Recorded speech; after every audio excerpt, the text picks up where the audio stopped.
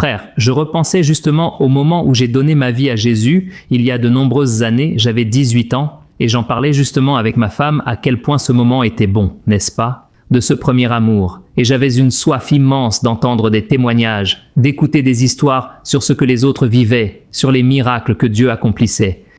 Et puis, un ami à moi de l'église a apporté une cassette audio. Tu te souviens de ces cassettes audio ? Toi qui es de la vieille école, n'est-ce pas ? Je suis de 1983. Il a apporté cette cassette du fils de Costinha. Costinha a été l'un des plus grands humoristes, n'est-ce pas ? Qui ait jamais existé au Brésil. D'ailleurs, il disait beaucoup de bêtises, mais le fils de Costinha s'est converti.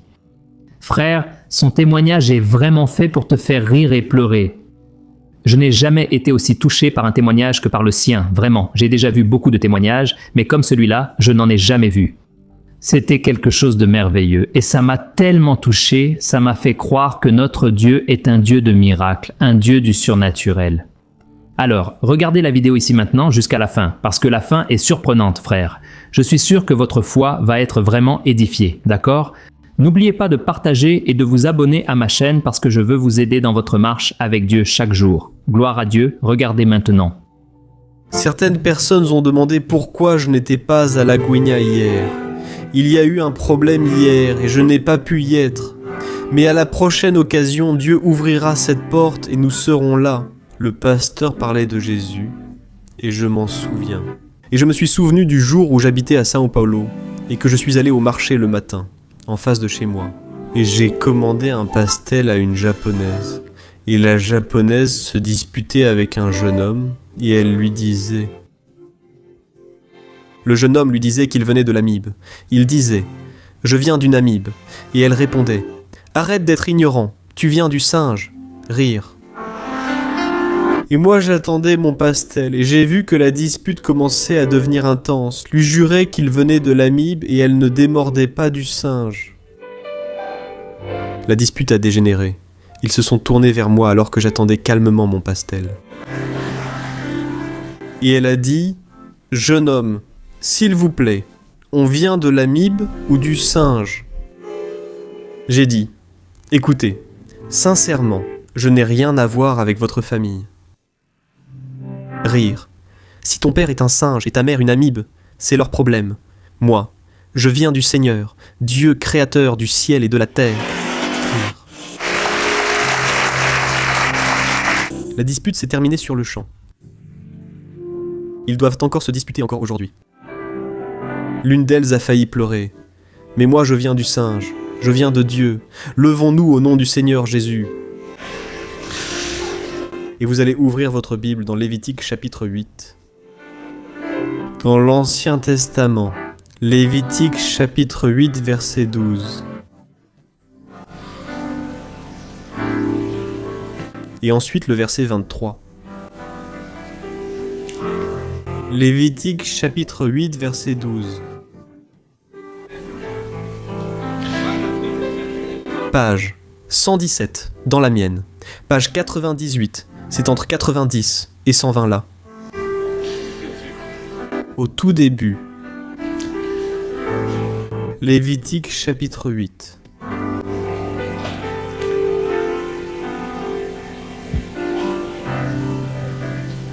Genèse, Exode, Lévitique 8, 8, 12 dit ceci. Ensuite, il versa de l'huile d'onction sur la tête d'Aaron et l'oignit pour le consacrer. Verset 23. Moïse immola aussi un agneau, et prit de son sang, qu'il mit sur le lobe de l'oreille droite d'Aaron, et sur le pouce de sa main droite, et sur le gros orteil de son pied droit. Vous savez, mes bien-aimés, j'ai déjà connu plusieurs religions. J'ai été adepte de la Macumba. J'ai fait partie de la secte Seisho-no-ie. J'ai été du Perfect Liberty. J'ai pratiqué le yoga et j'ai suivi quelques autres encore. Et je n'avais jamais compris. Qui était Jésus ? Jésus, pour certains, c'est quelqu'un qui est mort et qui reste mort jusqu'à aujourd'hui. Pour d'autres, c'est Dieu, mais il n'a pas le pouvoir que Dieu a pour certains catholiques. L'autre jour, j'ai vu un autocollant de versets sur une voiture qui disait « Tout pour Jésus, jamais sans Marie.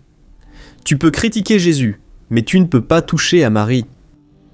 Pour d'autres, Jésus est quelqu'un qui a été un grand prophète. Si tu demandes à un juif qui était Jésus, il va dire « c'était un grand prophète, peut-être presque comme Moïse ». Ils disent, pour d'autres, que Jésus était quelqu'un qui est mort et appartient à l'histoire. Mais comme l'a dit le pasteur il y a 2000 ans, Jésus est mort et il est ressuscité. Et il y a des preuves que son corps n'est plus là, parce que sinon il resterait des résidus ou de la poussière qui en 2000 ans seraient devenus poussière là-bas. Mais il n'y a rien dans le tombeau de Jésus. Rien du tout parce que Jésus est ressuscité. Maintenant, plus intéressant encore, Jésus n'a jamais fondé d'école, en connais-tu une? Non. Mais aucune école n'a l'audace de dire qu'elle a plus d'adeptes que lui. Jésus n'a jamais fondé d'armée. Avec sa parole et ses disciples, il a poussé plus de gens à renoncer aux armes que quiconque. Jésus n'a jamais écrit de livre. Fais attention. Il n'a jamais pris un stylo en disant « Je vais écrire, ça n'a rien à voir avec les autres ». Non, ils ont écrit sur lui. Cependant, le livre qui parle de lui est un best-seller mondial. Voltaire, l'un des plus grands écrivains d'il y a quelques siècles. Voltaire était athée. Il n'était pas athée. Grâce à Dieu, comme beaucoup aujourd'hui, il était athée. Athée. Il a écrit un livre et a dit ceci. « Dans 100 ans, la Bible sera un livre de musée et mon livre sera dans chaque maison. » Son livre n'a eu que 3 éditions. Voltaire est mort et Dieu a fait un petit arrangement là. La maison où Voltaire vivait est aujourd'hui la Société biblique française. C'est là qu'on fabrique la Bible. Personne ne peut, mes frères, nier l'existence de Dieu. Je connais des athées. Et on discutait. Et je disais, « Tu dois croire en Jésus, mon frère. Pourquoi es-tu athée? Je ne connais aucun athée, à part toi. » Il a dit, « Je suis athée, grâce à Dieu. » Il a dit, « Je veux continuer à être athée. » Il était un athée qui croit en Dieu. J'ai demandé, « Tu crois en Dieu ?» Il a répondu, « Oui, mais je veux être athée. » Il est scientifique et il dit « N'importe quel scientifique, Alexandre, croit en Dieu au fond de lui. Parce que si tu regardes l'être humain, il n'y a personne. » Mes chers, il n'y a aucun scientifique au monde capable de créer la vie à partir de rien. Il n'y en a aucun. Il n'y a rien qui s'en approche. Créer la vie, ressusciter un oiseau, non. Personne ne ressuscite. Seul Dieu crée la vie à partir de rien. Les hommes essaient de découvrir tant de choses. Ils n'ont même pas trouvé de remède contre la grippe qui me guérit en 10 minutes, ça n'existe pas, ça n'existe pas. L'homme est limité, mais Dieu est souverain. Je ne connaissais pas Dieu. Un jour, je lisais ce verset parce que j'étais chez moi en train de prier et j'ai dit « Dieu, pourquoi m'aimes-tu autant? J'étais misérable. Tu as seulement pris la peine de venir me chercher. Tu as fait l'effort de me trouver. Je n'étais personne. Dieu m'a appris quelque chose de formidable que je veux partager avec mes frères. Dieu m'a vraiment enseigné quelque chose d'extraordinaire dans ce verset. Dieu m'a dit « Alexandre, j'ai une alliance avec toi. J'ai une alliance avec mon peuple sur la terre. Je suis le Dieu des alliances. J'ai fait une alliance avec Moïse, j'ai fait une alliance avec Abraham, j'ai fait une alliance avec David. Je suis le Dieu qui accomplit ces alliances. Et j'ai une alliance avec toi. » Et il m'a enseigné, à travers ce verset, quelque chose de formidable, parce que la vérité de la parole de Dieu est parallèle. L'une est ce que nous lisons ici, et l'autre est ce que Dieu veut nous transmettre. Moïse était en train de consacrer Aaron, et le verset 12 dit qu'il a pris de l'huile d'onction et l'a versé sur la tête d'Aaron, et l'a oint pour le consacrer. Dieu m'a dit, Alexandre, de la même manière que Moïse a versé de l'huile sur la tête d'Aaron, celui qui m'accepte comme sauveur, je mets un sceau dans le cœur, et le sceau du Saint-Esprit de Dieu est un sceau, mon frère, que le diable reconnaît. C'est comme un passeport pour entrer aux États-Unis. Tu as besoin d'un tampon, d'un visa. Pour entrer au ciel, tu as besoin du tampon de Dieu. C'est le Saint-Esprit dans ton cœur. Sinon, tu n'entres pas, parce que là-bas, il faut un visa. Ce n'est pas un pays où tu n'as pas besoin de visa. Si c'est un pays comme le Portugal, tu n'as pas besoin de visa. Maintenant, la France a ouvert. Tu n'as pas besoin de visa, mais pour le ciel, tu as besoin de visa. Et le seul qui tamponne, c'est Jésus. Et le passeport, c'est le Saint-Esprit dans ton cœur. Et Dieu a dit comme ça, mais j'ai fait une autre alliance supérieure. Moïse a pris du sang et l'a mis sur le bout de l'oreille droite d'Aaron, sur le pouce de sa main droite et sur son pied droit. Dieu m'a dit, quand tu m'as accepté comme ton sauveur, je prends du sang de mon fils Jésus et je le mets sur ton oreille, sur ta main et sur ton pied. J'ai dit, je n'ai jamais vu. Il a répondu, tu ne verras pas non plus. Aucun de tes frères en Christ n'a de sang. Maintenant, si tu sors de l'église et que tu te retrouves dans un endroit infesté de démons prêts à t'attaquer, ils voient le sang et ils vont regarder le sang sur ton oreille, sur ta main et sur ton pied. Et ils ne toucheront pas à ta vie, parce que le sang, l'agneau de Dieu, a tout le pouvoir. Et il a dit encore, Alexandre, mon alliance est quelque chose de formidable. Regarde ta main gauche. Et j'ai regardé, et il a dit, qu'est-ce que tu as là? J'ai dit que j'avais une alliance. Il a répondu que c'était avec ma femme, Luciana. Je voulais même la présenter. Où est-elle? La plus belle femme du Brésil.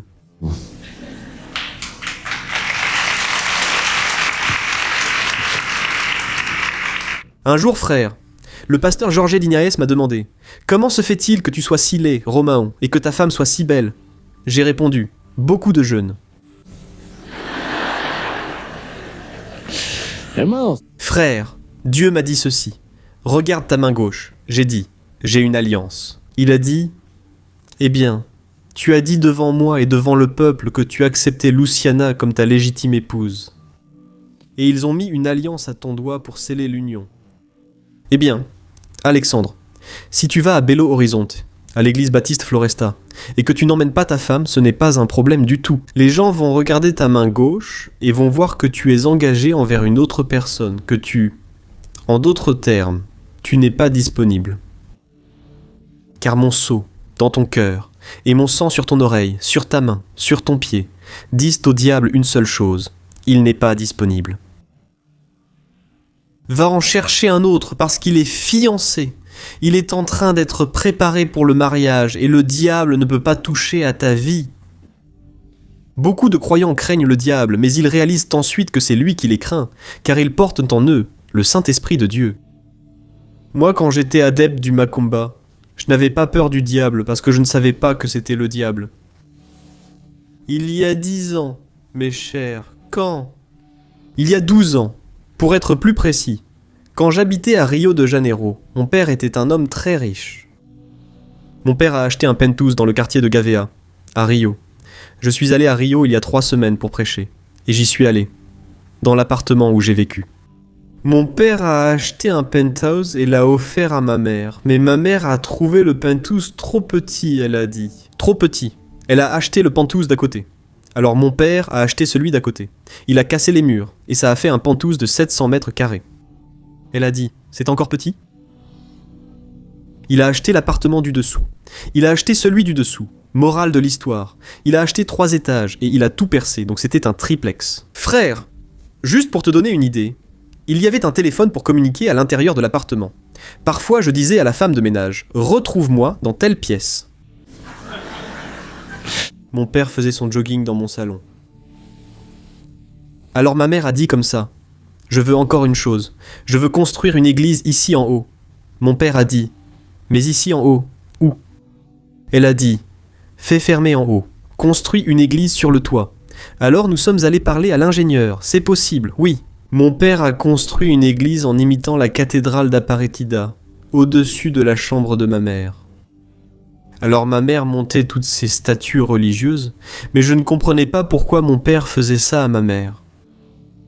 Ma mère entrait dans un centre commercial et dépensait 3-4 000 $ en vêtements, et mon père payait 9 employés pour s'occuper de ma mère.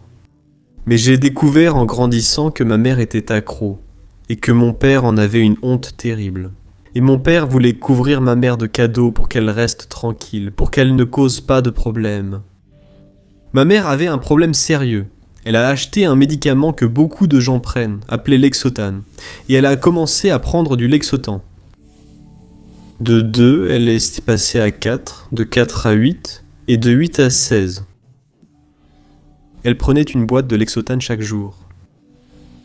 Alors, mon père a dit va au coin de la rue, et il a commencé à payer. La psychiatre, j'ai vu les diplômés ici en psychologie, mon père avait une blague, vous ne le prenez pas mal ? La blague était la suivante. La psychologue construit le château et le psychiatre en perçoit le loyer. Mon père a dit « J'ai acheté le château pour ta mère, elle y habite, et on me fait payer le loyer de toute façon, 2000 $ par semaine. » Alexandre, je dépense beaucoup pour des médecins. Les meilleurs psychiatres du Brésil sont venus chez moi, a-t-il dit. Alors, écoute papa, il faut arrêter le Lexotan. Elle doit changer de médicament, donc tu vas lui donner du Valium, mais du Valium léger. Après 4 mois, ma mère prenait une boîte de Valium et une boîte de Lexotan. Alors l'autre a dit comme ça, il faut arrêter les deux. Si le mari a un problème de lithium dans le cerveau, on va donner un médicament appelé anafranil, un médicament très fort, sous ordonnance stricte, on ne l'achète qu'avec une pièce d'identité. Et ma mère est devenue accro à l'anafranil, au Lexotan et au Valium. J'ai vu ma mère rester 1 semaine au lit sans enlever sa robe de chambre, et elle ne se lavait pas. Et mon père en avait honte. Si ma mère disait « Oh, je veux une télévision de 70 pouces », il demandait à Mitsubishi de la fabriquer. Il demandait à Philco de l'inventer pour pouvoir payer. Parce qu'il voulait que ma mère reste tranquille et ne fasse pas d'histoire. Pour que ça ne s'ébruite pas parmi les artistes, dans le milieu où il travaillait. Mon père, il y a 12 ans, avait un nom très respecté. C'était l'humoriste le plus populaire du Brésil. Pas le plus connu, mais le plus populaire. Un Indien Chavante connaissait Costinha, qui n'a pas connu Costinha. Mon père a commencé à gagner beaucoup d'argent. Ma mère est la petite fille d'Italien calabrais, c'est-à-dire qu'elle parle 3 tons au-dessus du mien. Maintenant, elle va mieux. Elle s'est convertie, mais parlait très fort. Mais un jour, maman est sortie de la chambre et a dit « Alexandre, je suis catholique. Ma famille était catholique, apostolique et spirite. » Au Brésil, on est considéré catholique dès la naissance, si on te demande ton appartenance. Je suis catholique. Et elle était une spirite de façade. Mais un jour, elle m'a dit « Dieu est le seul qui peut me libérer de ces médicaments, Alexandre. Je suis déjà allé voir tous les psychiatres, psychologues, j'ai tout essayé. Je suis même allé voir une voyante. J'ai même fait une chirurgie spirituelle. Dans ma tête, ça n'a rien résolu. Mais je vais chercher Dieu. Je cherche Dieu où qu'il soit. » Et elle était partie à la recherche de Dieu. Un jour, elle est venue chez moi, ravie, disant « J'ai trouvé Dieu. » Je lui ai répondu « Déjà ?» Elle a répété « J'ai trouvé. » Je vais être une adepte d'un homme appelé Allan Kardec. Tu le connais ? J'ai dit non. Une pile de livres, Notre demeure, psychographié par André Louis. Le spiritisme, le christianisme, l'évangile selon le spiritisme, écrit par Allan Kardec. Allan Kardec est le père du spiritisme. Et elle a tout lu, elle a affrété un jet privé. Elle est allée là où se trouvait Chico Xavier. Elle a reçu un passe de lui. Elle lui a demandé de psychographier quelque chose, 6 mois plus tard. Ensuite, elle est rentrée chez elle en pleurant et a dit « Dieu n'est pas là ». J'ai demandé pourquoi. Elle a répondu « Ils disent qu'il n'y a pas de solution pour moi. C'est le karma, j'ai trop péché. » Je me suis réincarné. Je me réincarne depuis je ne sais combien de temps, Alexandre. Et ils ont dit que c'est la dernière réincarnation. Alors tout s'abat sur moi. J'ai un karma qui en vaut 10, un karma qui vaut pour 10, et ils ont dit qu'il n'y a pas de solution, qu'on ne peut pas lui faire des passes toute sa vie. Mon karma est lourd, il vaut pour toi et la famille. Tout me tombe dessus. C'est intéressant. Je sais que certains ici ont déjà consulté une main de Santo, ou même pas forcément une main de Santo. Aujourd'hui, avec le nouvel âge, on croit à la réincarnation. Et c'est intéressant.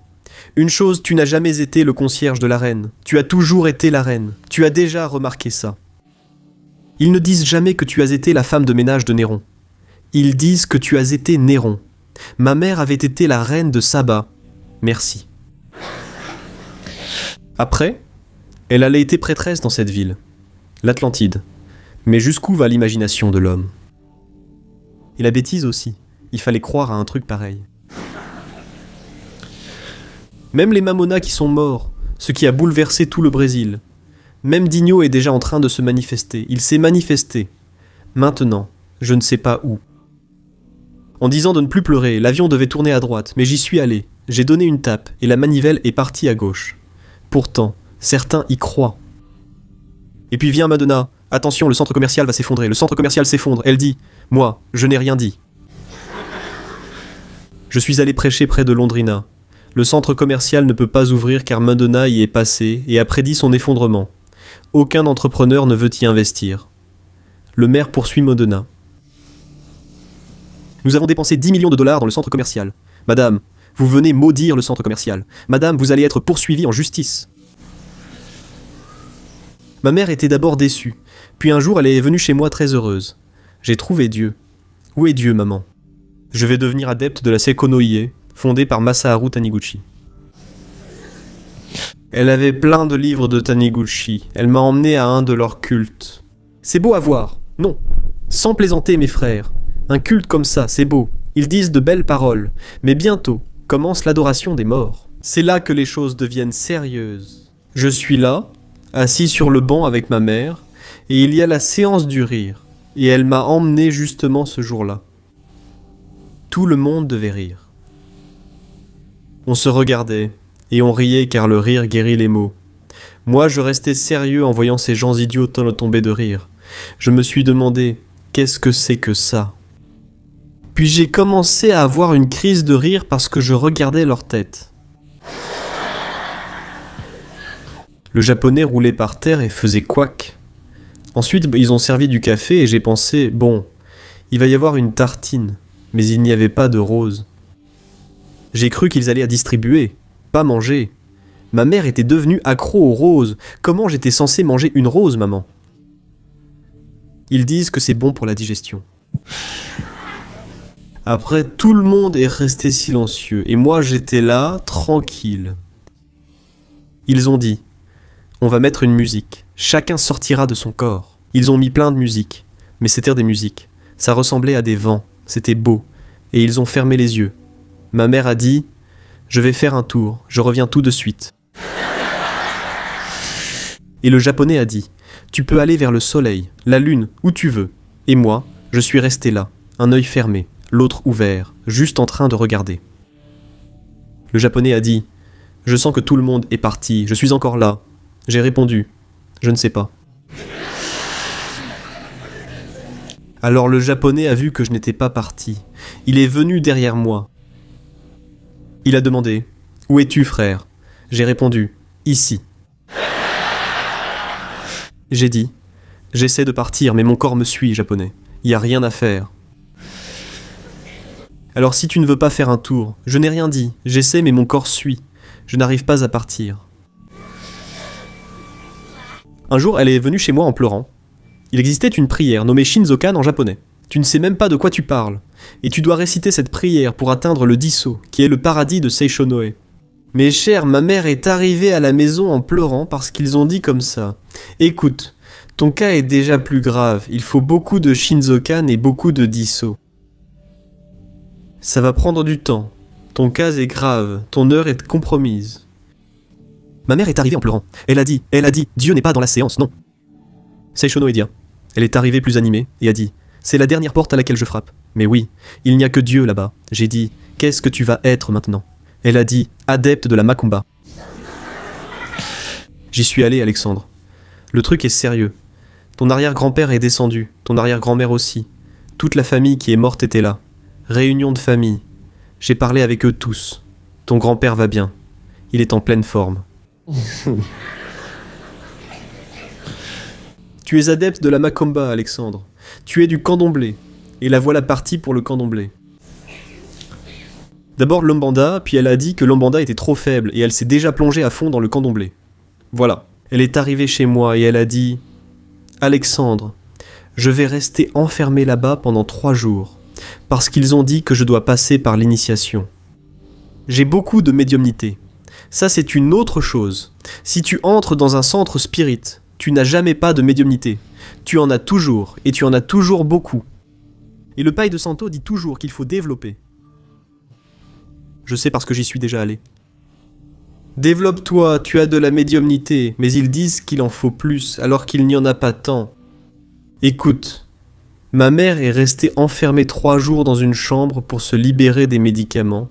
On lui a rasé la tête. Elle était chauve. 3 jours à boire du sang d'animal et à manger de la nourriture pourrie. Parce qu'ils ont promis que Yanzan allait libérer ma mère. Après ces 3 jours, je ne peux pas en dire beaucoup, sinon je me sentirais mal. Ils ont lavé ma mère avec une herbe qui puait. Oh, comme cette herbe du 5e kilomètre sentait mauvais. Tu as senti l'odeur et ils lui ont dit « Pendant 3 jours, tu ne peux pas prendre de bain. » C'est pour se purifier. Ma mère est rentrée pauvre, chauve et malodorante. J'habitais au 15e étage quand elle est arrivée au 1er. Mon père a dit « C'est quoi cette odeur, Shani ?» Elle a pris l'ascenseur et dit « L'odeur monte. » Elle a sonné et dit « L'odeur est devant la porte. » Voyant ma mère chauve avec quelques mèches de cheveux, il a dit « Laurette, ma chérie, c'est quoi cette odeur ?» Elle a dit « C'est pour me purger. » Il a répondu « Les toilettes sont là-bas. » Elle a dit « Non, je ne peux pas me laver pendant 3 jours. Maintenant, c'est une preuve d'amour. » Il a dit « Je ne t'aime pas tant que ça, non. Je vais à l'hôtel. Tu restes là. Chauve, je peux supporter, mais sentir mauvais, non, Laurette.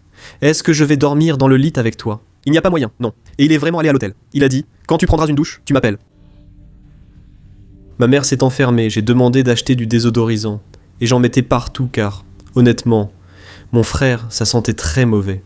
Ma mère s'est endormie. Je l'ai aspergée de désodorisant. J'ai failli la tuer. Ça lui est entré dans l'œil. Elle a demandé du café.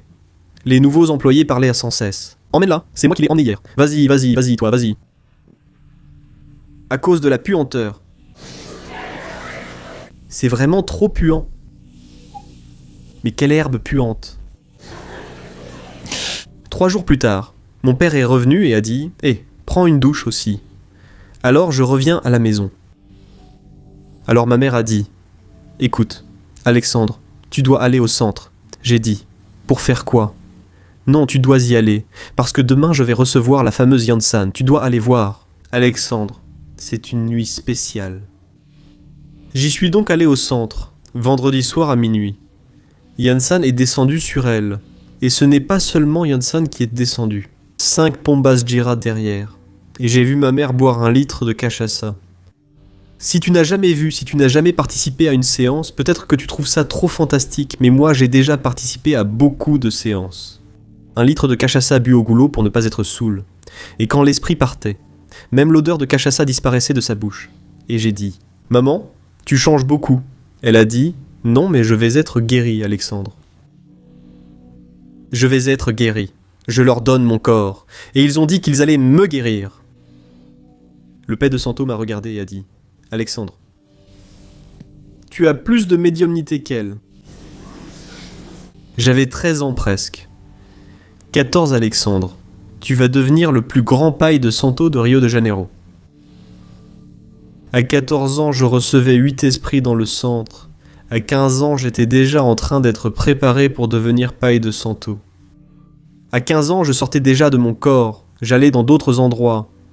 C'est quelque chose de très difficile à expliquer, parce que même moi, je ne sais pas très bien ce qui se passe. Mais tu sors de ton corps. Littéralement, comme le voyage astral dont parle le Nouvel Âge, mais dans le spiritisme, on appelle ça le dédoublement. Je sortais de mon corps, et j'allais dans d'autres endroits. Et j'ai dit hier que le paille de Santo m'a parlé. 3 leçons à retenir. N'utilise pas la macumba sur un croyant. Cela ne fonctionne pas sur un incroyant. Et ne laisse pas un pasteur prier pour toi. Parce que si un pasteur pose la main sur toi, tu es perdu. Alors j'avais une peur panique des croyants. Une horreur des croyants. J'avais peur d'eux. J'ai acheté une Bible un jour.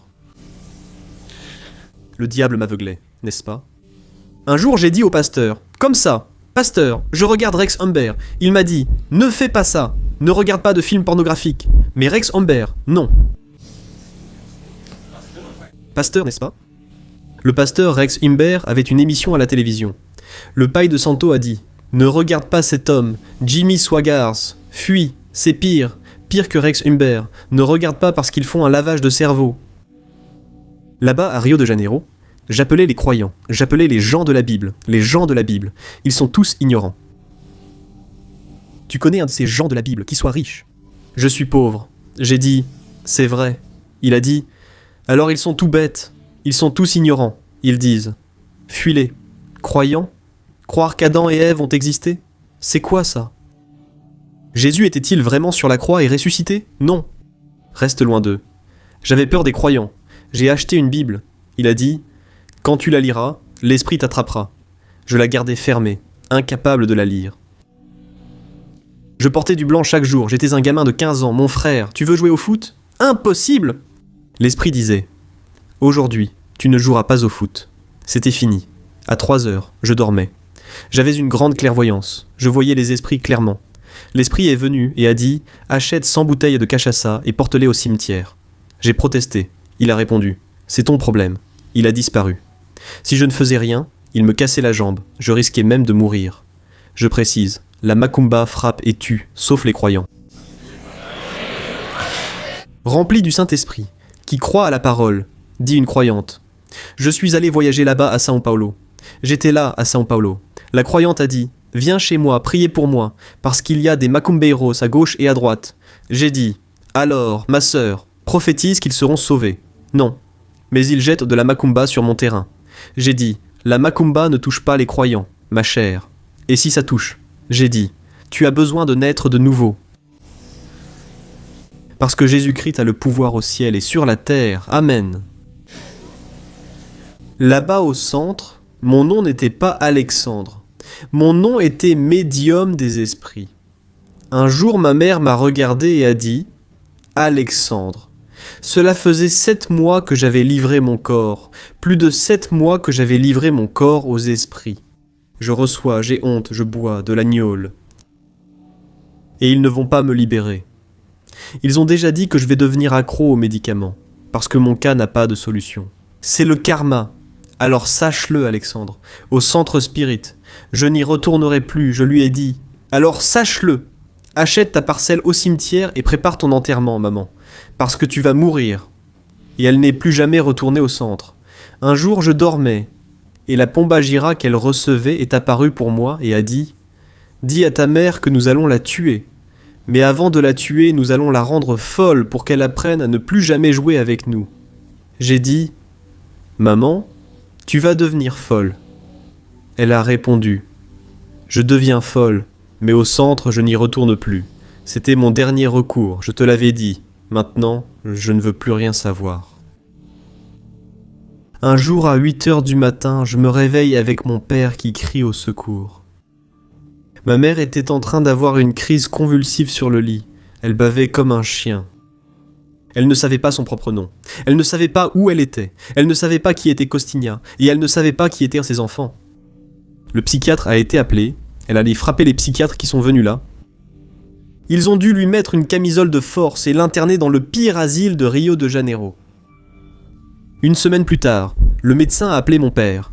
« Votre femme cause trop de problèmes, Costinha. Elle a déjà frappé les infirmiers. Les médecins ont peur d'elle. » Cela fait 4 jours qu'elle ne dort pas et ne mange pas. Nous lui donnons déjà plus de 40 comprimés pour qu'elle puisse dormir. Elle ne dort pas. Elle va mourir et je ne serai pas responsable de sa mort. Vous engagez une infirmière pour votre femme? Et moi, on me retire de l'hôpital. Car si elle meurt ici, je ne suis pas responsable, selon mon père. Alors fais une liste des meilleurs infirmiers de Rio de Janeiro. Et le médecin a fait une liste avec les meilleurs infirmiers de Rio de Janeiro. Il a dit, voilà, Costinha. Et mon père a pointé du doigt, au milieu de la liste. Je veux celui-ci. Et un infirmier appelé Alvaro a été engagé. Ce que mon père, le diable, ma mère, ni personne ne savait, c'est que cet infirmier était un croyant pentecôtiste, rempli du Saint-Esprit. Rempli de Dieu. L'infirmier est arrivé, a vu mon père et a dit « Costinha, dans 2 jours, ta femme sortira d'ici. » Parce qu'elle n'est pas née pour vivre dans un asile. Il a dit « Mais comment pouvez-vous dire ça? Elle a déjà frappé les psychiatres. Tu as peur d'elle. C'est l'hôpital le plus cher de Rio. » Il a dit « Parce que je connais un médecin qui est le meilleur médecin du monde, et il travaille en père et fils, en famille, et en plus, il ne fait rien payer.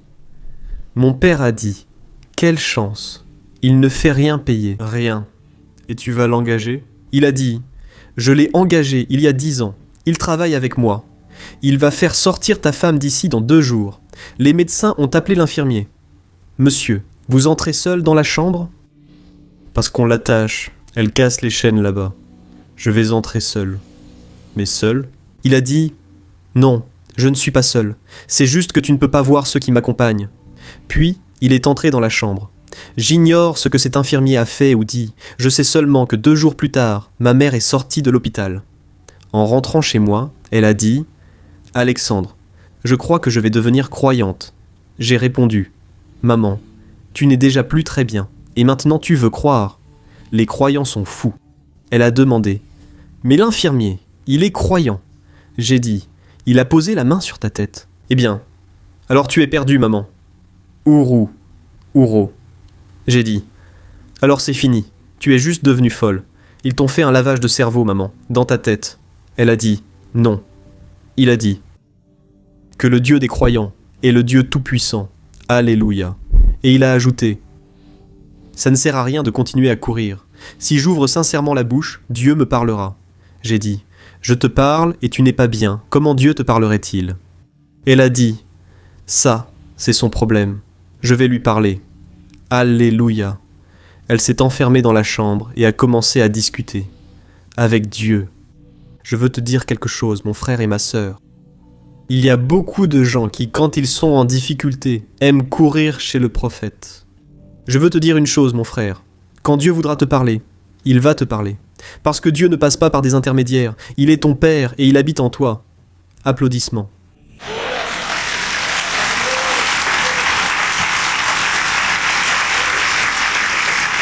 Quand Dieu voudra te parler à travers un prophète, tu peux rester à ta place. Le prophète te trouvera. Amen. C'est anti-biblique de aller voir un prophète pour le mariage. Je connais des personnes dont le mari est incrédule et qui prient pour sa mort. Cours après le prophète, mais cours après Jésus. Bien-aimée, ma sœur, ma mère s'est enfermée dans la chambre et s'est disputée avec Dieu. Pendant 1 heure, elle criait, les employés et moi écoutant derrière la porte. Dieu, cela fait plus de 35 ans que je te cherche, Dieu. Et vous, Seigneur, tu ne m'as jamais parlé. Je prends 3 boîtes de médicaments par jour. Il y a des semaines, Dieu, où je ne quitte pas mon pyjama. Je ne me suis pas lavé depuis 3 jours. Un croyant vient maintenant me dire que toutes les portes auxquelles j'ai frappé étaient fausses, que seul le Dieu tout-puissant des croyants compte, et que je n'avais pas besoin de passer par l'humiliation, de boire du sang de poulet et du sang de bœuf pour arriver jusqu'à toi. Alors Dieu, je crie ici, vous allez devoir m'écouter. Je vous donne 1 minute pour me parler, parce que si vous ne me parlez pas en 1 minute, vous n'êtes pas puissant, ni ici, ni en Chine. Je ne veux plus vous parler. Alors frère, je suis resté dehors, les employés ont parlé. Dieu s'est mané, j'ai envoyé la foudre sur sa tête. Éloignons-nous, au cas où la foudre nous frapperait aussi. Éloignons-nous. Ma mère a ouvert la porte et dit « Dieu, attends et réchauffe-toi. Parce que ça fait 35 ans que je cherche la vérité. Si vous me dites qui détient la vérité, si ce sont les spirites, les bouddhistes, les musulmans, les croyants, peu importe qui c'est, je suivrai cette religion. Dites-moi simplement qui détient la vérité. » Alexandre m'a dit, alors que j'étais au milieu du couloir, il m'a dit « Mets le chronomètre, parce que Dieu a 1 minute pour me parler. » Elle attendit au centre de la pièce que Dieu lui parle. J'ai lancé le chrono et dit « Aïe, aïe, aïe ». Même moi, je demandais déjà, j'ai dit « Dieu, parle-lui, sinon elle va vraiment se fâcher si je ne parle pas. Elle est furieuse, tu la connais, italienne, calabraise, mafieuse. » Non, elle n'était pas mafieuse, non. Elle a demandé « Combien de temps ?» J'ai répondu « 20 secondes, il en reste beaucoup. Mais maman, comment Dieu va-t-il vous parler ? Redescends sur terre, maman. Tu as juste crié là-bas. Tout l'immeuble a entendu. » Elle a dit « Dieu a dû entendre. Mais s'il a entendu, comment Dieu va-t-il parler avec vous ? Comment Dieu apparaîtra-t-il ici ? » Elle a dit Ça, c'est son problème. Combien de temps? J'ai dit 35, j'ai dit. Je vais commencer à dire juste 35 pour ne jamais arriver à la minute. Mais on n'est pas arrivé aux 40 secondes. Il y avait une table à côté d'elle avec un téléphone. Le téléphone a sonné et elle a répondu. Et une voix lui a dit « Écoutez, je ne vous connais pas, mais je travaillais. Et le Saint-Esprit m'a donné votre numéro et m'a dit « Tu as 1 minute pour appeler cette femme et lui dire que la vérité qu'elle cherche ne se trouve dans aucune religion. Elle a un nom, c'est Jésus de Nazareth. » C'est Jésus! De Nazareth. C'est Jésus! Ma mère, en larmes à genoux, a dit « Alexandre, Dieu m'a parlé. » J'ai répondu « Au téléphone, maman ?»« Tu as appelé en PCV, on est perdu. On enverra la facture au ciel. » Elle a dit « Tu peux rire ou faire ce que tu veux, mais désormais, je suis croyante en Jésus. » Elle est entrée dans sa chambre, a pris ses médicaments et les a jetés. Elle est entrée et elle a dit « Dieu vient de me parler. Jésus, Alexandre, c'est la vérité. Ce Jésus, alors que j'étais catholique et que je ne lui parlais même pas vraiment. Il est la vérité, Alexandre. Il est ressuscité. Je vais dans la chambre, parce que j'ai déjà perdu trop de temps sans Jésus. Je vais passer la journée avec lui. Si ton père arrive, dis-lui de ne pas me déranger. » Et elle est déjà partie dans la chambre. Frère, elle a pris sa Bible catholique, qui était à peine plus petite que cette table ici, ces Bibles avec des images, avec tout. Comme elle venait de se convertir et ne connaissait pas de chant de louange, elle chantait « Les mains » de Roberto Carlos. Jésus-Christ, Jésus, toute la journée. Mon père est arrivé. Qu'est-il arrivé à ta mère? J'ai répondu. Elle est devenue évangélique. Il a dit « Ah, vraiment croyante. » Elle a dit « Je vais appeler le médecin. » J'ai dit « Appelle-le. » Docteur, ma femme est devenue évangélique. Elle ne croit plus qu'à ça. Elle a jeté les médicaments. Maintenant, elle chante Jésus-Christ et Roberto Carlos. Elle a dit « Ça fait 10 ans qu'elle y chante. » Il a dit « Écoute, Costinha, être croyant c'est bien. Mais si elle a jeté les médicaments, reste sans médicaments et croyant. Elle ne s'arrête pas. Parle avec Dieu. Le médecin dit que ce n'est pas un problème, Costinha. Le souci, c'est quand Dieu répond. Elle a dit « Il l'a déjà fait. » Mais elle a eu une vision. Non, il a téléphoné ici à la maison. Le médecin a alors déclaré que l'état était grave. Je n'ai jamais vu. Je n'ai jamais vu ça, Costinha. Dieu a téléphoné, elle a parlé avec Dieu, ils ont bien bavardé. Il a parlé avec elle. Mais comment il connaît le numéro de téléphone de chez moi? Je ne sais pas. Qui lui a donné? Et laisse rester ainsi, sans sortir de la chambre. Laisse-la là, demain je l'amènerai ici. D'accord, si elle veut bien, hein? C'est l'heure du dîner, mes frères. Ils étaient déjà dans la chambre depuis 7 heures. Jésus-Christ, il ne faisait que pleurer. Au dîner, les domestiques ont mis la table. Alors qu'on allait manger, elle a crié « Personne ne mange, je vais prier. » Je suis chrétienne maintenant. En lisant la Bible, Jésus rendait grâce, je vais faire de même. 1h30 à rendre grâce. Sérieusement, rien que pour la salade de tomates, ça a duré 40 minutes. Elle a prié pour celui qui a planté, pour la pluie, pour les petites bêtes qui sont passées par là. Pour celui qui a acheté, celui qui a lavé, celui qui a coupé, pour tout le monde. Mon père me disait doucement, « Il manque encore le riz, les haricots. Alexandre, ça ne finira jamais. » Et elle priait. Puis elle passait aux haricots. Elle priait sur la boîte de haricots. Elle disait haricots et elle commençait à pleurer. Je te bénis. Jésus t'aime tellement. Tu as été planté, récolté. Tu vas nous nourrir et puis tu partiras, frère, petit frère, vas-y. De temps en temps, je disais amen. Elle, pas d'amen. Je suis en train de prier. Baisse la tête. Après 1h30, elle a dit tu peux manger. Moi, je ne vais pas manger parce que je jeûne. Et elle est retournée dans la chambre. Tout est béni. Vous pouvez manger. Le lendemain, à l'heure du déjeuner, mon père a dit « Mange vite, parce que ta mère va découvrir. Va dans ta chambre, cache-toi dans la salle de bain. Parce qu'au moment où elle sortira, elle sera perdue. » Mais au bon moment, Ma mère a envahi la cuisine et a dit « Je vais prier à nouveau ».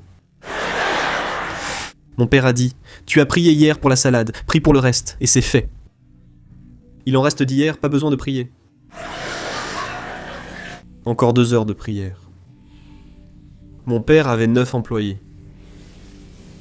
Ma mère a converti les 9 à Jésus en 1 minute, tu sais comment ?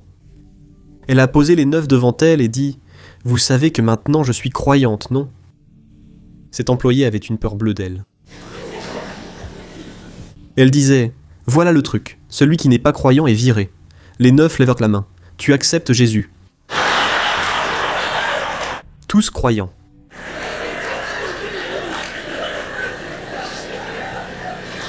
Qui veut accepter Jésus ? Tous les 9. Moi ! Il a donné une Bible à chacun et a dit « Regardez, si vous ne voulez pas, dehors. Non, moi je veux. » Dehors, le chauffeur de mon père buvait jusqu'à s'effondrer. Dedans, la paix du Seigneur.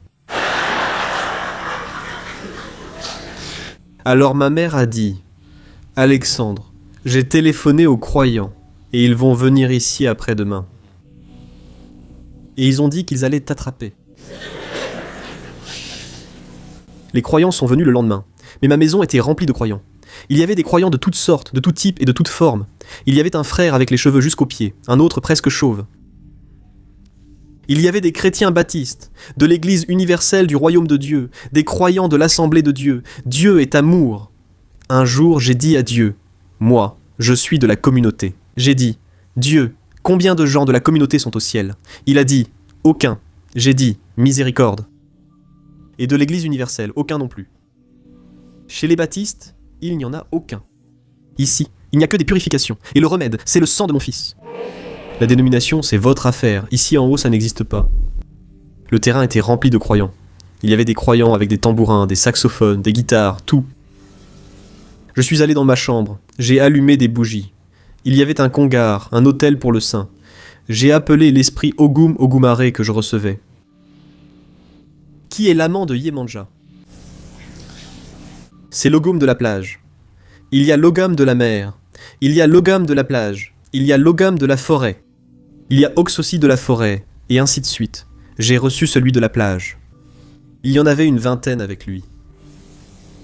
Et j'ai commencé à allumer des bougies, et à appeler les guides, mais plus rien n'est descendu. Parce que j'ai découvert cette nuit-là, que quand Jésus entre par la porte d'entrée, le diable sort par la fenêtre de derrière. On ne peut rien contre Jésus. Et je me souviens qu'à un moment, j'ai vu les croyants commencer à chanter. Et les croyants aiment chanter, n'est-ce pas ? Comment chante un croyant ? Ma femme dit qu'à chaque église où je vais, je demande qu'on joue un chant de louange. Puis je chante avec eux. Et les frères de la louange se regardent. Ils ont pitié de moi, tu vois ? Ma voix est vraiment mauvaise. Il doit exister un filtre au paradis. Ça arrive filtré, grâce à Dieu. Dieu doit avoir 24 canaux. À côté de lui, n'importe qui a l'air d'avoir une belle voix. Regardez, mes chers. À un moment, je me suis dit, bon, j'ai une idée. Je passe par la cuisine, je descends l'escalier, j'atterris dans l'autre appartement. Et là, personne ne m'attrapera. J'ai ouvert la porte, et quand je sortais, le pasteur sortait de la salle de bain, parce que la salle de bain est juste à côté. Il sortait avec sa petite Bible. Le pasteur Almir Guimarès, qui est déjà venu ici. Dès le début, on s'est regardé. Et Almir, c'est une vraie boule de feu, tu sais ? Amen. Il m'a pointé du doigt et a dit « Aujourd'hui, tu vas devenir croyant. » J'ai répondu « Pasteur, je n'aime pas les croyants. » Il a dit « Aujourd'hui, tu deviendras croyant, car Dieu me dit qu'il a une œuvre pour toi. » J'ai dit « Dans ma vie ?» Mais l'œuvre a déjà commencé. Je suis presque un paye de Santo, tu ne me reconnais pas. Il a dit « Tu vas rencontrer le Seigneur Jésus aujourd'hui. » Il est entré dans ma chambre avec un sac de 40 litres et a cassé toutes les images. Je lui ai dit « Tu es perdu, tu sais. » Parce que, regarde, Guimarès va t'attraper. J'étais en short. Il m'a dit « Mets un pantalon, je vais t'emmener dans mon église. » Je monte en voiture avec le pasteur. En arrivant à la favela de la Rocinha, je demande « Vous n'êtes pas un kidnappeur ?» Au milieu de la favela. On est arrivé devant la porte de sa petite église très pauvre. À l'époque, le sol était couvert de sueur. Il y avait quelques petits bancs, et là devant, la chaire. Et il m'a regardé et m'a dit « Frère, tu vas entrer dans mon église tout seul. Parce que Dieu ne force pas ton cœur, il frappe à la porte. J'entre en premier, tu restes à la porte. Car au moment où tu entreras, tu le rencontreras. Il m'a laissé à la porte. J'ai dit, quel pasteur mal élevé. Il est entré et m'a laissé seul. Je suis riche, bien habillé. Je risque de trébucher dans cette sûre et de me salir. J'ai pensé, je vais finir converti. J'ai tourné le dos. En partant, quelqu'un apparaît. Il m'a dit, regarde, si tu entres là, tu meurs. J'ai dit, ah, maintenant tu te manifestes. Chez moi je t'ai appelé, tu as disparu. Maintenant tu viens. Si tu veux entrer, entre. Moi j'y vais. Et j'ai commencé à entrer. Et les sœurs étaient à genoux. Et quand je suis entré, quand j'étais au milieu du couloir, j'ai ressenti quelque chose que je n'avais jamais ressenti. Je connaissais la voix de tous les esprits. Pa et Joachim, que ce soit Exu, que ce soit Orixa, je connaissais leur voix. Mais cette voix qui m'a parlé cette nuit-là, je ne la connaissais pas. Et la voix n'a dit qu'une seule chose. Elle a dit, mon nom est Jésus.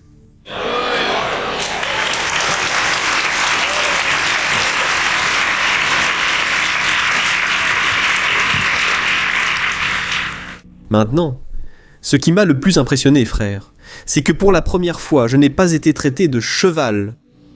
Dieu m'a appelé par mon nom pour la première fois. Dieu m'a dit, Alexandre, j'ai une œuvre dans ta vie. Et la voix était douce, et en même temps, avec une telle autorité, que je suis tombé au milieu de la sûre, mon visage plongé dans la sûre. Je ne me demandais même plus si j'allais manger cette sûre, si mes vêtements étaient sales. Ce qui comptait pour moi, c'était que cette voix me parlait. Et cette voix a dit, Alexandre, j'ai une œuvre dans ta vie. Et je veux commencer cette œuvre aujourd'hui, si tu le permets. Je n'entrerai dans ton cœur que si tu ouvres la porte. Tu m'ouvres la porte. Mais à ce moment, mon cœur était déjà ouvert. Et il est entré. Il est entré avec toute la famille, Père, Fils et Saint-Esprit. Et il a changé ma vie. Il a ajouté, regarde derrière toi, vois l'Esprit. Qui t'appelait cheval. Qui a fait boire du sang à ta mère. Regarde derrière toi et vois ce que je lui fais. Je me suis retourné et l'esprit au Goumaré était à genoux, battu par un seul ange du Seigneur Jésus. J'ai dit, si un seul ange est en train de lui donner une raclée, imagine Jésus qui est tout puissant, et toi tu appartiens à Jésus. Alléluia.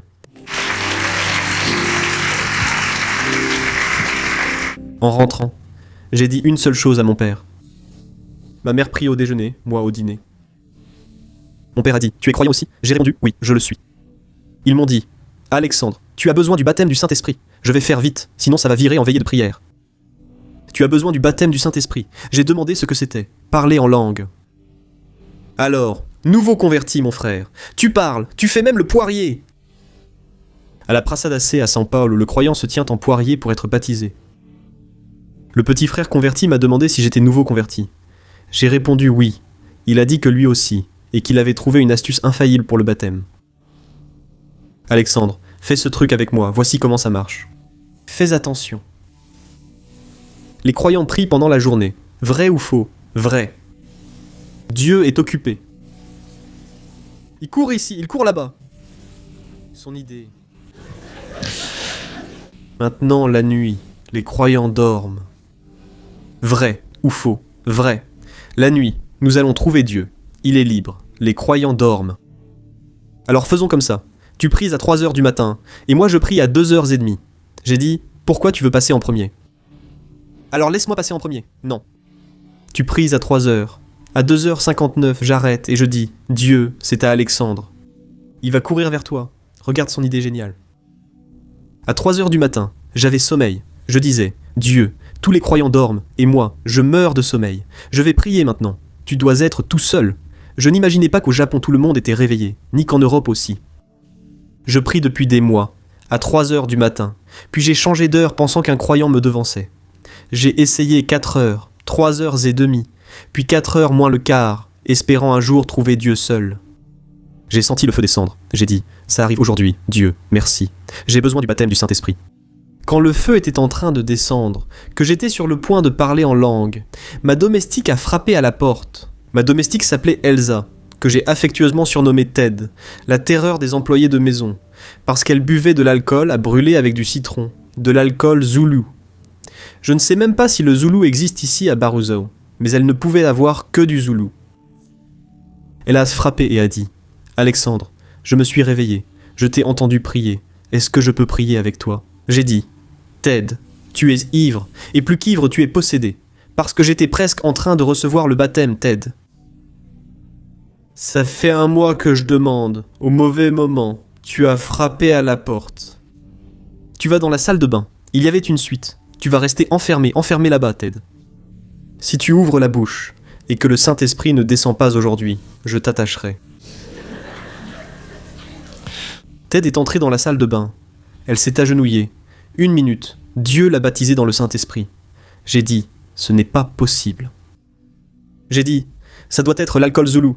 Je suis ici depuis 1 mois. Si cette femme s'agenouille et que Dieu la baptise, ce n'est pas possible. 1 demi-heure qu'elle parlait en langue. Et moi les bras croisés, en colère. J'ai dit, laisse-la finir de parler. Je vais lui parler. Ce n'est pas possible, Dieu. Qu'est-ce que c'est, Dieu ? Le moi que je demande ? Non. Puis elle a fini en pleurant. Elle a essuyé ses larmes. Elle s'est levée. Elle s'est déjà levée toute fière.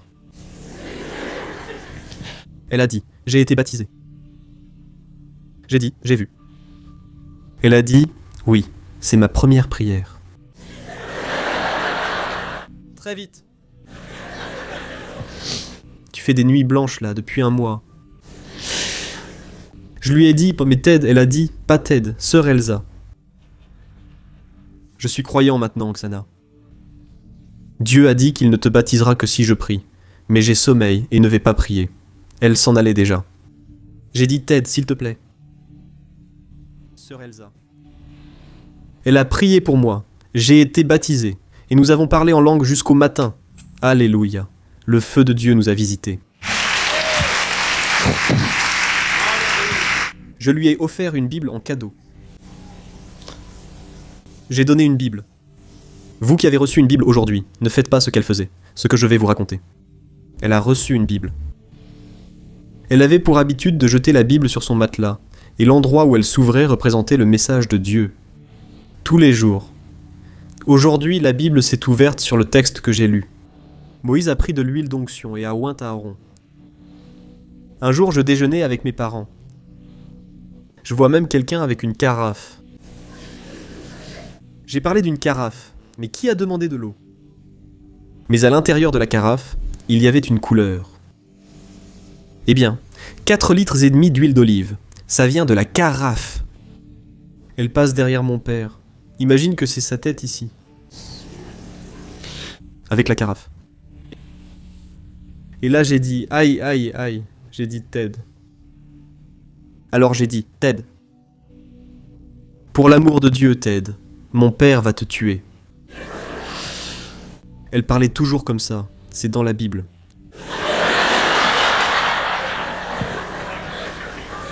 C'est écrit dans la Bible. Je vais oindre sa bouche. Tu dis beaucoup de gros mots, Alexandre. Ça suffit. Aujourd'hui, il sera sauvé. Je l'ai dit, mais ce n'est pas comme ça, Ted. C'est Moïse qui l'a fait. Elle a dit, non. Mais Dieu m'a dit d'agir ainsi. Elle a versé les 4 litres d'huile sur la tête de mon père. Allez, frère, regardez. Elle a même crié à l'oreille de mon père. Sors, démon, applaudissements.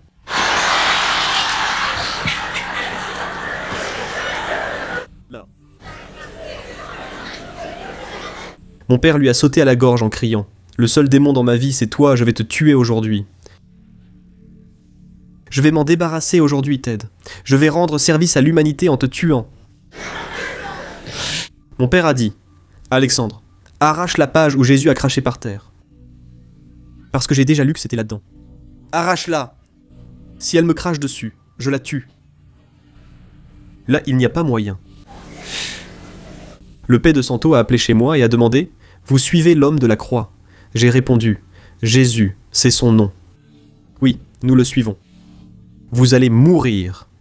J'ai dit, tu perds ton temps. La clé de la mort n'est plus au diable. Tu oublies que Jésus l'a prise il y a 2000 ans. Le diable ne peut tuer que si Jésus le veut, et il ne veut jamais, parce que son fils ne meurt que quand il le veut. Il a dit, alors c'est comme ça. Le diable veut récupérer l'appartement donné à ton père. J'ai répondu que l'acte est au nom de mon père, donc pas au nom du diable. C'est au nom de mon père. Prépare-toi, ma maison. Qui ici a vu le film Poltergeist ? De Steve Spielberg. J'ai eu un poltergeist, mes frères. C'est un phénomène où des objets se déplacent. C'est un phénomène paranormal qui existe beaucoup aux États-Unis. J'ai eu un poltergeist chez moi. Des tableaux volaient d'un mur à l'autre. La chaise traînait pendant que tu mangeais, se déplaçant au milieu du salon. Mon immeuble, personne n'entrait par peur. Si tu vas à Rio de Janeiro, tu sauras. Là-bas à Gavea. Marquès de San Vicente, 1705. Penthouse. Ils doivent encore craindre ce qui s'est passé dans cet appartement. Te réveiller le matin et avoir 500 cafards sur ton corps. Te lever la nuit pour aller aux toilettes, ou boire de l'eau et trouver 10 chauves-souris au plafond du salon. Le diable a dit, vous allez abandonner Jésus. J'ai dit, envoie ce que tu veux, même des rhinocéros. Mais Jésus, je ne l'abandonne pas. Il a dit, tu vas mourir. Un jour, en revenant du culte, j'ai perdu le contrôle de ma voiture et percuté un poteau à plus de 100 km à l'heure. Mon visage est entré dans le rétroviseur de la voiture. Ceux qui voudront voir mon visage plus tard, ce sera avec plaisir. Je suis heureux de montrer, parce que mon visage a été coupé en 3 et reste suspendu ici en bas. J'avais de profondes coupures sur tout le visage. À l'hôpital, le médecin a dit qu'on ne pouvait pas opérer Costigna. Envoie-le à un autre chirurgien. J'ai été opéré à 4 heures du matin, alors que le tétanos avait commencé, j'ai failli mourir. L'opération a duré plusieurs heures. Elle a pris presque 9 heures. Le médecin a dû tout arrêter, parce qu'il m'a regardé quand j'allais en chirurgie et il a dit « Je vais t'arracher l'œil droit ». J'ai arraché ma chemise, mis mon œil dans le trou et couvert. Le médecin a dit « Ton œil est perdu et ton visage est encore plus abîmé, tout coupé, Alexandre. Je ne sais pas comment tu n'es pas mort. » Et vous savez, mes chers, l'opération a duré presque 9 heures, parce qu'à la fin de l'opération, il a découvert que ma vue, il n'a pas arraché la vue, mais il a retiré le globe oculaire, un morceau du cristallin, un morceau, plus de la moitié de mon iris. Il a retiré un morceau de ma rétine, et il a découvert que mon œil était là, tout au fond. Il a tout réopéré, placé une poche d'air et gonflé l'œil. Et il a mis 45 points de suture dans mon œil. Maintenant, mon visage était pire, il m'a dit. De ta bouche jusqu'à ton front, nous avons mis 100 points de suture. Et tu n'auras plus jamais un visage normal, sauf après environ 5 chirurgies plastiques. Et je suis rentré à la maison. C'est Frankenstein, tout bandé. Un jour, je lisais la Bible. J'étais allongé, je ne pouvais pas prendre de bain. C'est ma mère qui me lavait au lit. Parce que je ne pouvais pas éternuer, sinon les points de suture de l'œil éclataient. Je ne pouvais pas attraper froid, je ne pouvais pas me lever, je ne pouvais rien faire. Un jour j'ai lu ce passage, regarde. Et mes yeux sont tombés sur un texte appelé Ésaïe 53. Et il dit ceci. Par ces meurtrissures, vous avez été guéris. Et Dieu m'a dit, avez été, c'est du passé, du présent ou du futur. J'ai répondu, c'est au passé. Il a dit, alors reçois ma guérison maintenant, mon fils. Au nom de Jésus. Et la Bible que je tenais dans ma main est tombée sur mon visage. J'ai sursauté. Et j'ai poussé un cri d'adoration. Une terrible, une grande Bible Scofield. On m'emmène à l'hôpital. Le médecin enlève le bandage. Quand il m'a découvert l'œil, il a dit, et maintenant ? J'ai dit, maintenant je peux vous voir, monsieur. Alléluia. Mais c'est impossible. J'ai dit, oui, mais je vois, je n'y peux rien.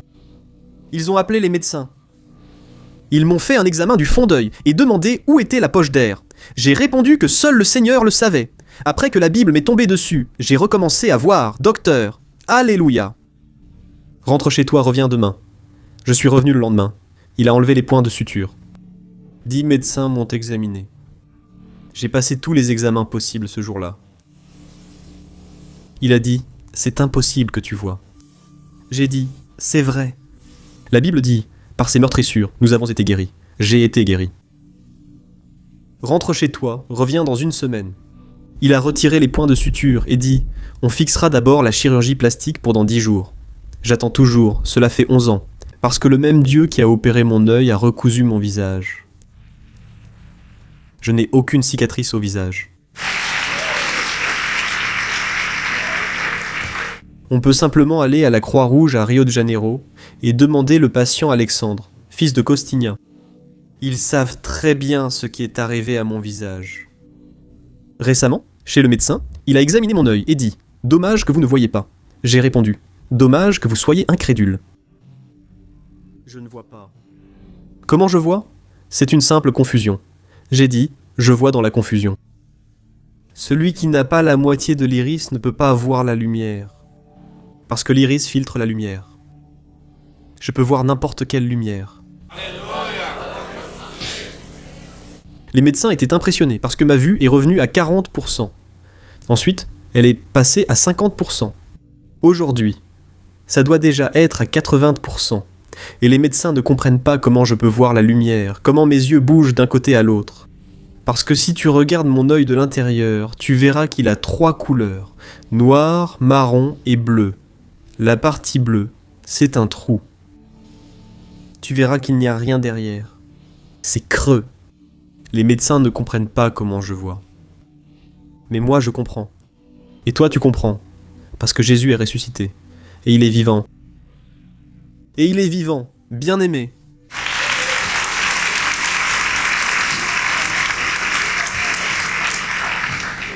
Avant de finir, je veux vous dire quelque chose.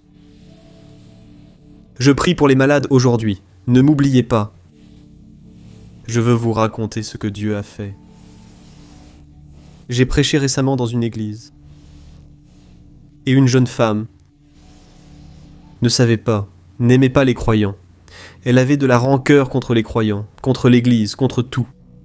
Elle avait lu tellement de livres qu'elle se croyait très intelligente. Elle était médecin. Elle pensait être si intelligente qu'elle traitait les croyants de stupides. Elle habitait près d'une église. Ce jour-là, j'y suis allé prêcher. Ils lui ont dit « Docteur, le prédicateur Alexandre est là !» Elle a répondu « Mais je ne veux rien savoir d'un prédicateur. » Mais c'est le fils de Costinha. Mais moi, j'étais fan de Costinha. Il va dire des gros mots ? Non, il est croyant. Il va raconter une blague ? Je ne sais pas, va voir. Et elle était médecin. Mais il y avait un problème sérieux. Sa fille avait 2 ans et demi. Elle ne marchait pas. Elle ne parlait pas. Elle n'entendait pas. Elle avait un grave problème aux os. Ses os étaient creux à la naissance.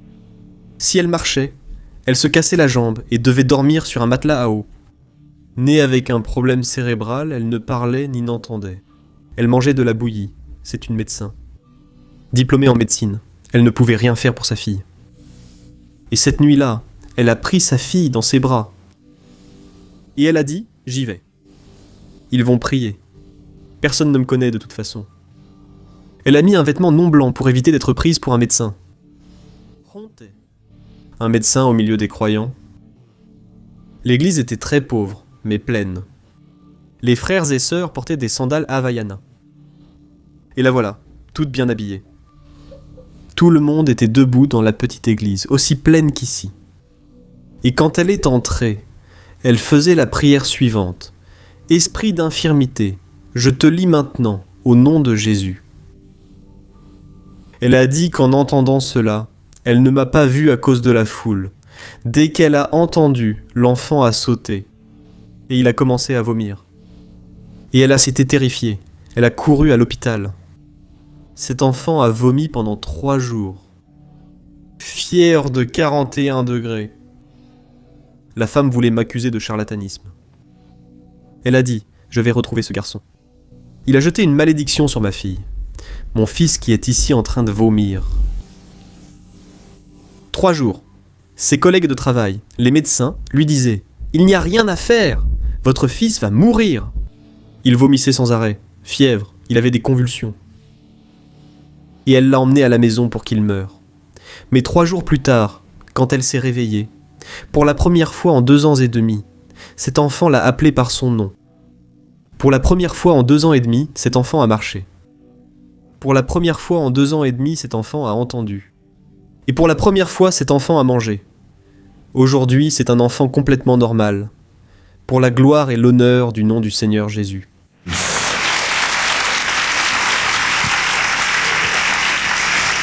Et c'est ce que Dieu peut faire ici aujourd'hui aussi. Dieu ne fait pas de favoritisme. Dieu est plus intelligent que nous. Tu peux étudier, tu peux lire. Fais ce que tu veux. Je sais qu'il y a ici des entrepreneurs riches. Tout ton argent ne sert à rien pour Dieu. Dieu est formidable. Et il est ici ce soir.